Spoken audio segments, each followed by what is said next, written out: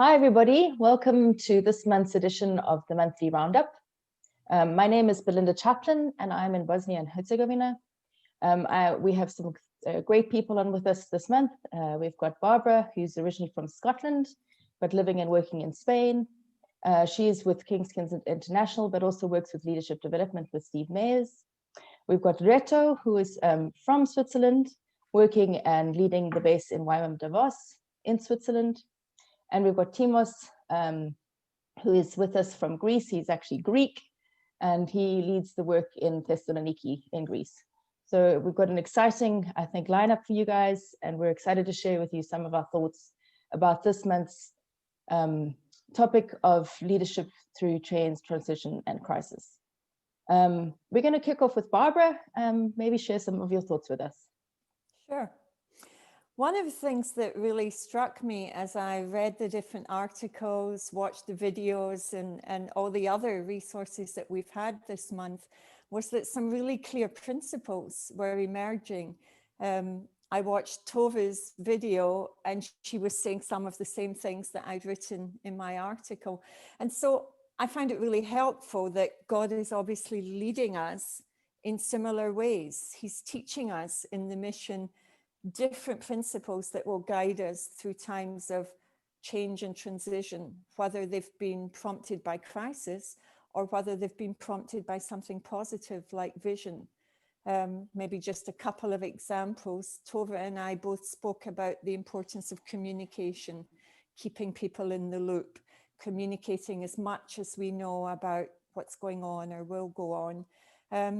And validating people's feelings, their struggles perhaps with the transition, listening to people's questions, things like that. And it was the same with various other things. I noticed we were saying the same sort of thing. There were definite things that were emerging that are keys God has given us in a mission that is constantly changing and moving forward and introducing new things. Maybe two things that just struck me personally, which were almost asides, both came from the video that Andy Kennedy from England shared. In his first principle about staying on top and having unhurried time with the Father, he wrapped it up by using the phrase, ministry to the Lord is our first priority. And it really struck me how important that principle is in these COVID days. All kinds of restrictions in our nations prevent us from ministering to people and doing some of the things that we used to do. Yeah, we've been creative, we've gone online, but lots of things aren't happening. And to be reminded that first and foremost, my ministry is to Him. Am I worshiping Him? Am I serving Him? When I'm working with people, but also in this season where it's not so possible to work with people. And then another thing also from Andy at the end of what he shared, where he told the story about Moses falling on his face so that the people could see God and see the tabernacle. And he used the title, Get Out of the Way. And I was thinking about the two sides of that. On the one hand, as leaders, we mustn't get out of the way. We must be present. We must be helping our team navigate the transition, hear from the Lord, know what God's saying, and move forward together, depending on how the Lord's leading us. So as leaders, we need to be very present. But as Andy said, we mustn't have the people focused on themselves or on ourselves. The key is that we get out of the way.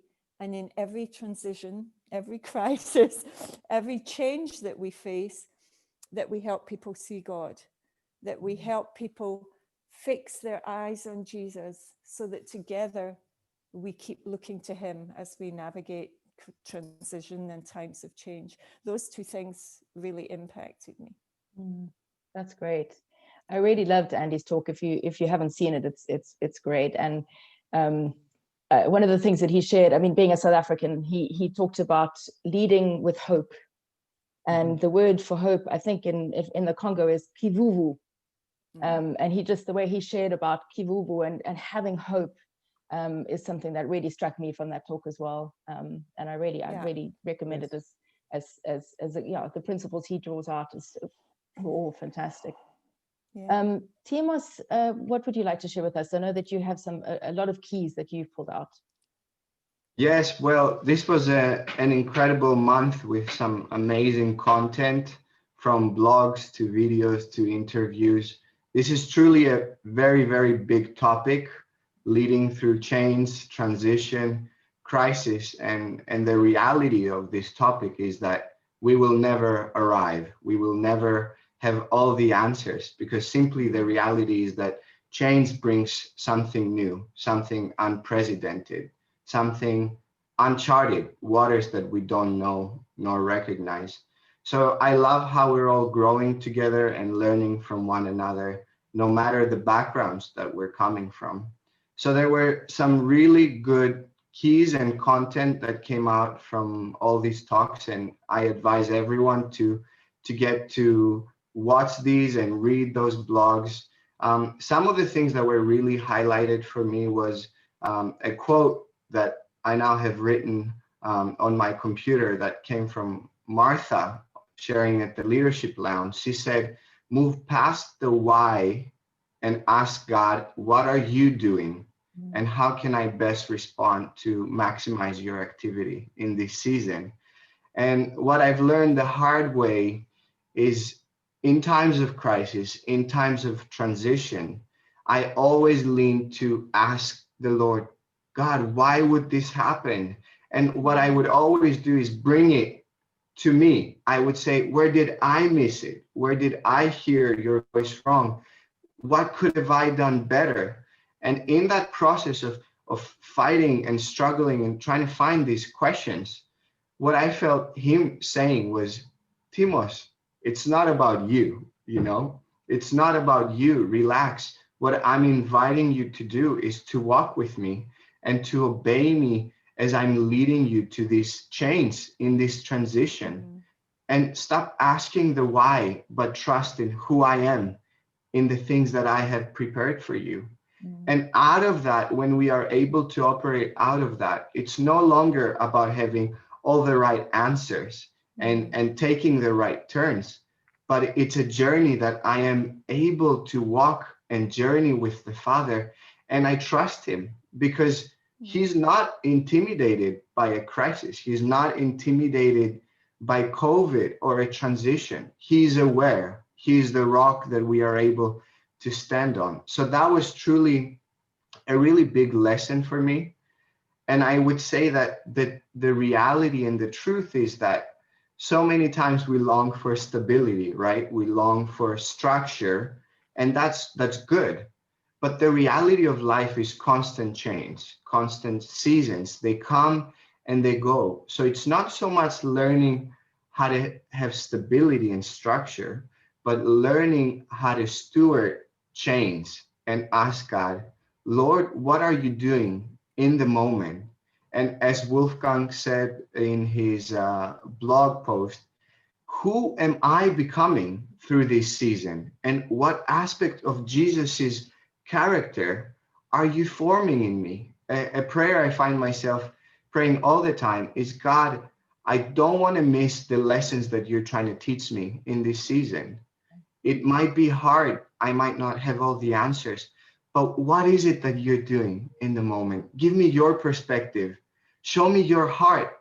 I don't want to see things through my perspective, through my lens, but I want to have your heart and your perspective in this season. I love, again, what Barbara shared. She's with us. She said that change doesn't need to lead to crisis, but crisis nearly always leads to change. And that simply is the reality. We do not like change, but crisis sometimes, as it creates unprecedented problems, it also creates unprecedented opportunities for us to address these issues that we've been postponing again and again because life is busy and we just can't stop. So it's an opportunity for us to stop, to pause, and to address those issues that we've been postponing again and again. So it's instead of asking the why, asking the what. God, what are you doing in this season? Instead of making it all about ourselves and what did I do wrong, is saying, God, what it is that you are doing and how can I be a part of what you're doing?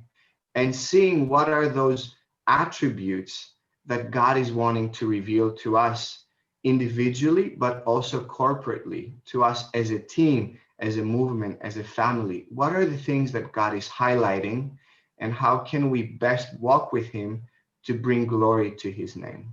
So these are some of the things that were really highlighted to me. Those are great. Thanks, Timos. Yeah, I think that why question is something that always comes to us first, and was such a good reminder from Martha. Just like, don't ask the why, but ask the what. What are you doing, Lord? Reto, what would you like to share with us? Yeah, I can just jump into that as well. I think so often we go to the why, and I think that's okay for a moment, and I think that's normal and natural. But if we don't go beyond that, then we just get stuck and we become very self-centered, and we miss actually what God is doing. And I've learned how do you get out of that? And I think it's a natural thing to come into that, but how do you get out of that? And it's something that is in the area of the drop-in discussion. There's been sharing of self-care. Like, know how you work, have your knowledge bank set up, like invest in the good times, strengthen your memory in the good times. So when the hard times hit, you know how to react, you know where to go to, you know that God is good. The world's going to change. We don't have everything in control. YWAM is a very fast-paced, innovative organization that's beautiful, but for somebody that loves a bit more stability like me, that can be very hard. So I had to learn, okay, how do I work with that transition so I don't get stuck into the why is this happening, but I can refocus myself onto the Lord. And Tove shared it, I think it was the one with the balloon, like how do we deflate? And I found two different ways for myself to really deflate and let pressure off. One thing is when I really struggle with my calling over the Davos and why are we here? Like, I don't see fruits happening, and I'm going more into a personal crisis in that. Like, I take my bike, I go to the high places, and I struggle up because I don't have a little e-bike yet. But within that physical struggle, I could struggle with the Lord. And I bring my heart out how it is, and it's sometimes really raw and frustrated, but it's a bit of deflating. But when I'm on the top and I have my spot where I oversee the city, often God's grace just falls on me, and he shares. But they need to know how much I love him too, and they need to learn how do you get up there. So I think within crisis, it's so important to know how we can take care of ourselves, or how we can bring some self-care opportunities to others. How can we let pressure off somebody else by cooking a meal, as it was shared, and just coming alongside and serving and being humble leaders and coming around people to support and serve. And I think that's one of the biggest keys in that. We cannot control the world. We cannot control other people. And it's not what we should do, what we should never do. We can exercise some self-control, and we can maybe create a little space in our environment where we a little bit come to sanity. So within this last half year with COVID, so many things are changing up. I've worked my very messy shed into a little workplace and organized it. So step by step, Thursday morning, I go there, I listen to worship, I process with God, and I organize screws. But it just helps me to see, it's like, no, God is a God of order, and he brings from chaos something into order. And I love to see that physical. It's almost a prophetic act, and I come out strengthened with new hope, sometimes with new vision, just a little bit more organized in my mind and heart, that God is a God of order. He's solid. He's the same yesterday, today, and tomorrow. And through that, I can have more energy to lead people in change without trying to control them. That's great. yeah, I think that story of your workbench actually reminds me, like I made a little sort of sacred corner in my bedroom during COVID, and just being able to go in that corner and spend time with the Lord every morning has been what's, you know, I can control that. That's something that I can control in this crazy situation that we find ourselves in, and just spending that time with the Lord. And like Tove said, like setting up that knowledge bank with people that I admire and spend time with time with the Lord. It's just something that when crisis does hit, it's going to hit you less hard, because you've got that muscle memory of being able to be with the Lord and being able to get advice from other people. So that's something from this month that I definitely will be working hard on in the times when we're not in crisis and transition, to be sort of feeding the knowledge bank. Yeah. Barbara, you had a story you wanted to share, maybe. Yeah, even as we've shared together this afternoon, I'm conscious that two facets have emerged. We've talked a lot about how we respond personally to crisis and transition, and some of our keys in managing or coping with that. But then the other facet is, how do we lead? How do we give good spiritual leadership in such times? And I was reminded of the importance of keeping them in balance. Quite some time ago now, more than a decade ago, I was working with a team, and the Lord spoke to us that we would be crossing the Red Sea as a ministry. Well, we were quite excited at first, because in the Bible, when the people of Israel crossed the Red Sea, it represented freedom, it represented coming out of slavery, it represented coming into the promised land, in a sense, something new. But I was reading still in that book of Exodus the next day after we got that word, and I saw the first thing that happened when they crossed the Red Sea was they landed in the desert, and that was not so easy. And I shared that word with our team and said, hey, we're crossing the Red Sea, but by definition, I feel we're going to be going through a desert, and God is warning us to respond well and not to grumble like the people did at Mara when the water was bitter or when they had no meat. And you know, in English, there's a proverb that says forewarned is forearmed. And so I guess I kind of thought, as one of the leaders of the team, we've been warned, we'll cross this transition well, both the Red Sea and the desert. Well, looking back, we didn't. We didn't do so well.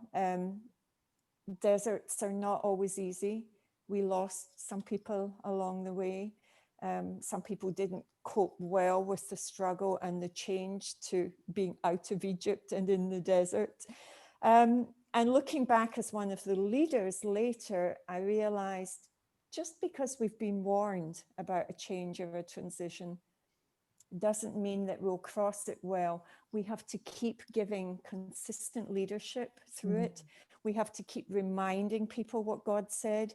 We have to keep reminding people to keep their eyes fixed on Jesus and not on themselves or on the circumstances. Not judging or accusing people, but together saying, hey, let's cross this wilderness together. Let's look to Jesus together. And I think we failed a little bit in that particular situation.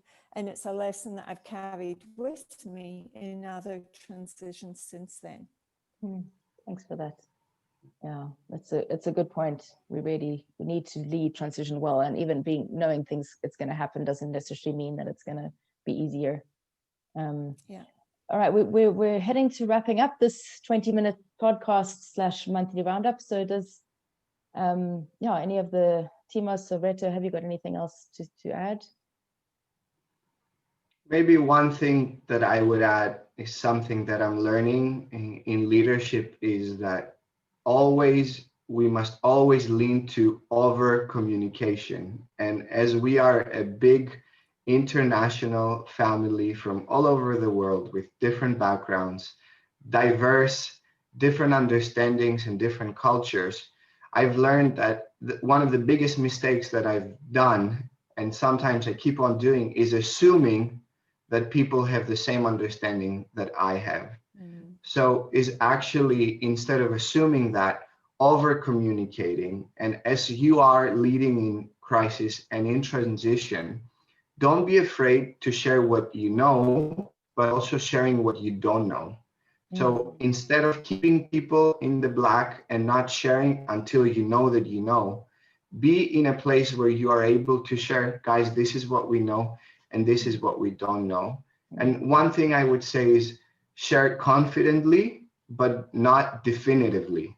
That is a very big difference. So share from your heart, but don't share definitively, because what you know today might change tomorrow. Don't be afraid to get it wrong, because this is part of the process as we journey together. So always lean to over communicating what you know and what you don't know. A really big lesson for me. That's exactly right. Reto, one last thought, comment. Yeah, I think the other one is just really every crisis, every transition has a potential of discipleship and growth. And isn't that what we're all about? And I think sometimes God lets just stuff happen that we learn, that we grow. And I think we need to approach that in a really humble manner. Yes, we're all making mistakes. I don't have it all. I don't know all the answers. And in my communication as well, like share what I know, share what I don't know, and be really quick to share when I missed it, and being really humble about it. Listen to people well, not thinking they have to understand me fully, but actually trying to understand them at the biggest extent possible, because that creates a bit of safety in the chaos. And that's part of discipling, walking together, being committed to one another. And I think those are some key elements that I'm still learning heaps, and I'm not a pro in it. But it's been a good reminder in all these talks to just lean into that and hear people. Brilliant. Well, thank you guys. Thank you for sharing. This always ends so quickly. But I think it's great that we could hear from each of you. Until next month, see you.